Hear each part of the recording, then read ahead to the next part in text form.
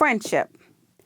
It is so hard to find a good friend. And when you have a good friend, when you have people around you who genuinely love you and care about you, you are blessed. And as we see here in this lesson, God is in the midst of a good friendship. And we need to really consider this the way that we treat each other. We see so many things and you hear so much about friends betraying each other or people spatting and not speaking and not getting along. That is not the will of God for us. We are to love each other. And if you want friends, you have to show yourself friendly. And we want to go through life and establish good relationships, loving relationships, and care about each other and look out for each other and be honest, true friends.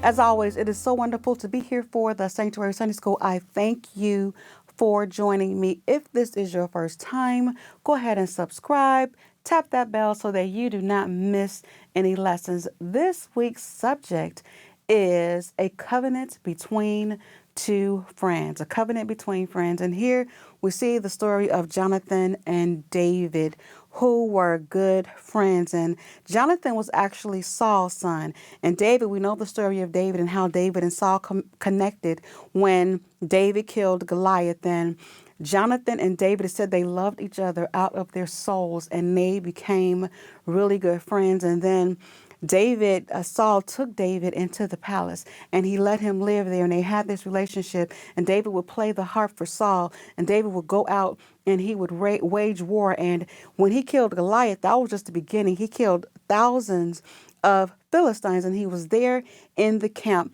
And David loved Jonathan and David loved Saul and he was loyal to Saul to the day that Saul died, in spite of anything else that may have happened between them. And we see here that David, not only were David and Jonathan friends, but Saul's daughter, Michal, she loved David.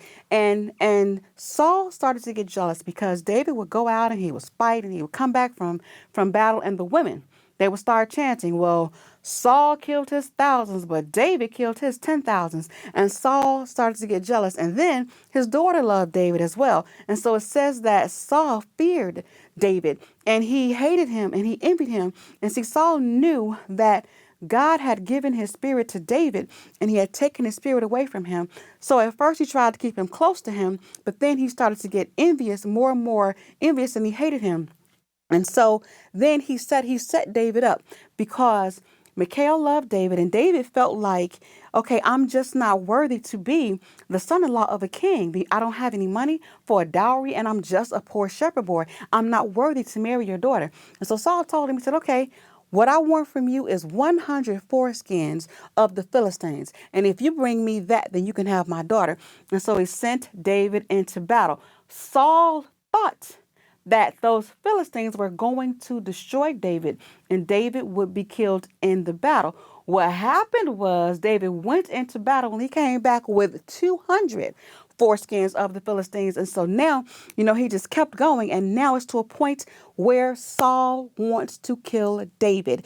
And that's where the friendship between David and Jonathan, who is Saul's son, came into play because he went to his father and he said, there is no reason to kill him. This man has done nothing. He loves you and he's been nothing but loyal to you. You cannot justify killing this man. And it said that Saul would sit there and he would play and Saul had evil spirits and David would play his harp and the spirits would go away. And it said he was sitting there as he always did. And Saul would take a javelin and try to kill him. And he did this twice to David and he wanted to kill him. And so then he conspired and got his men together and he was going to kill David. And so his son, Jonathan, he told David, he said, my father is going to kill you. He said, so I want you to hide while I talk to my father. And I'm going to talk to my father and I'm going to talk him out of it. And if I can get him to spare your life, when I give you the signal, then you can come back. And so it says that Jonathan did that and he went ahead and he saved David's life, and David was able to come back into the palace. Now, as we know, if you know this story, this is not where it ended, but for this point and for this time, Jonathan saved David's life, and he took David's side even against his own father and told his father that you're not right. You can't kill him. When you talk about friendship and you talk about a covenant between friends, when you are a true friend, you're going to do what's right.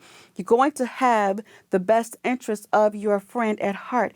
And we live in a day where people take friendship so lightly, and it's very difficult to find someone or meet someone who you can trust.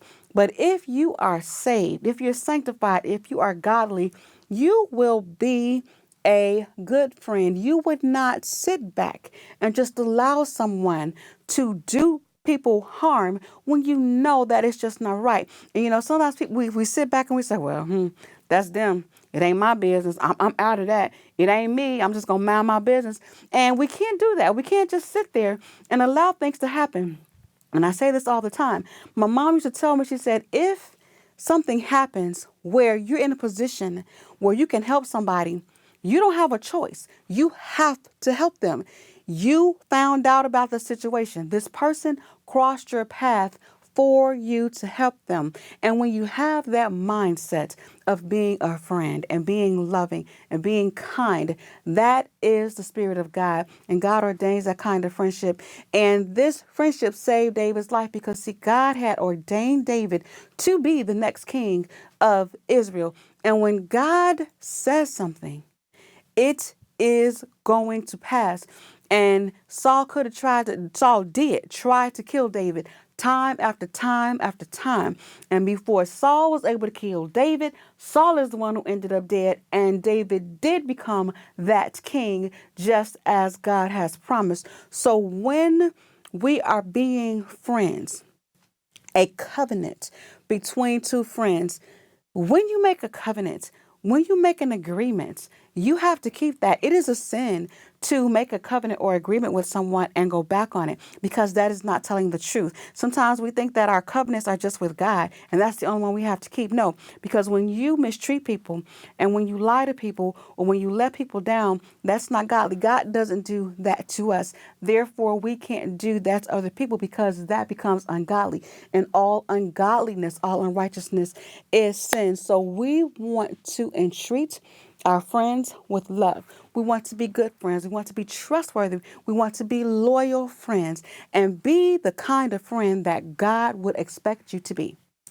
I am so excited about what God is doing here at the Sanctuary Academy, and He has opened up opportunities for us to reach more young people and target the millennials. And I need you to partner with me. I need 1,000 people to partner with just $7. 7 is a number of completion, and that will enable us to complete the good work that God has begun in us. You can donate at the website www.thesanctuary.academy. You can also use Cash App. The cash tag is The Sanctuary Academy. And I thank you for your support and continuing to support as we go to the next level with the Sanctuary Academy.